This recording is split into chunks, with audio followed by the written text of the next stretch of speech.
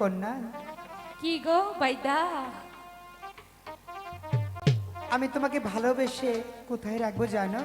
কোথায় রাখবা? আমার সেই ভাঙা ঘরে তোমাকে আমি রাখবো।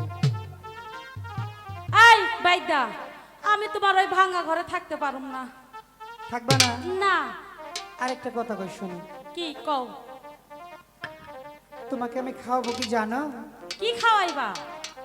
মোটা চাউলের ভাত। দূর দূর, তোর মোটা চালের ভাতের খেতা পুরি।